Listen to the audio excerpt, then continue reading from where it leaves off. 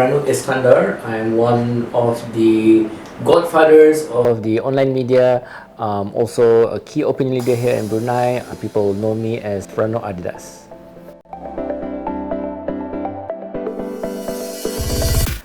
I guess this one is very, very important for me because whatever I post online on my blog or on my social media medium is always translated in English. I would say it's a very common language that I'm very, very familiar with. Most important thing for me is to convey the right message. Sometimes it can be misunderstood, and it's important for me to actually convey the right message. So all the information will be communicated properly to the other party.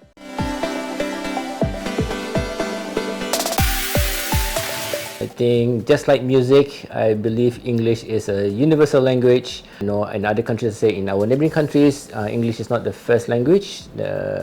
The native tongue is either Malay or Bahasa Melayu or could be in Chinese. But I think whenever an individual going to another country, it will be communicated mostly in English because it's quite common as well. I guess to get around as well, people will also use, when they translate, it will be translated also to English when they use the translator, I would say.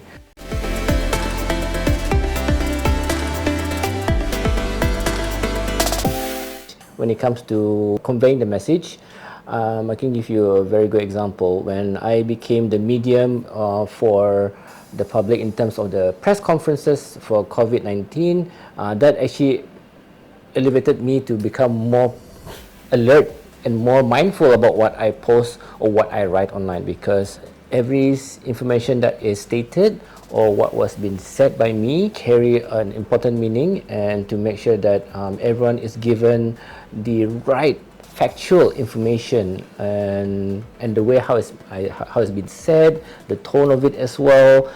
All this play a part, especially when in my field when it comes to sharing information online.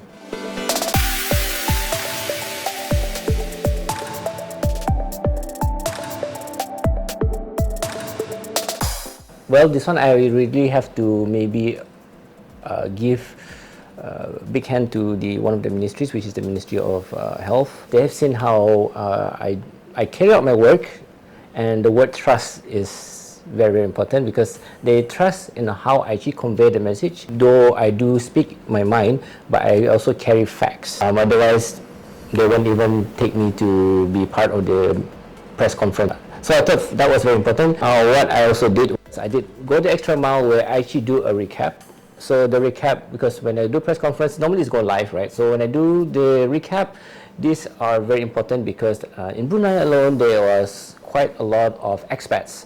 So I managed to recap what was mentioned on the actual press conference on that day to summarize all the important points, so they'll be able to digest and understand what was being conveyed during that particular day.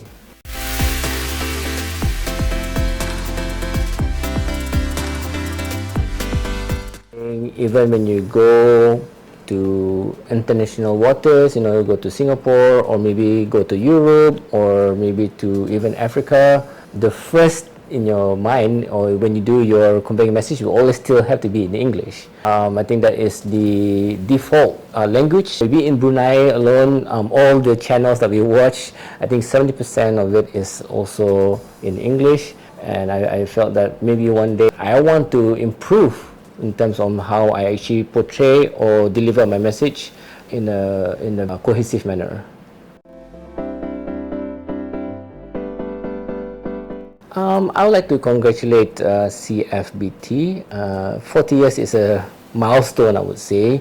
Also a big, I think it's also important to establish this strong relationship with Brunei and also with the Ministry of Education. And definitely it also has improved not just the proficiency in English but also the literacy rate here in Brunei when it comes to English language. So thank you so much to CfBT and keep it up.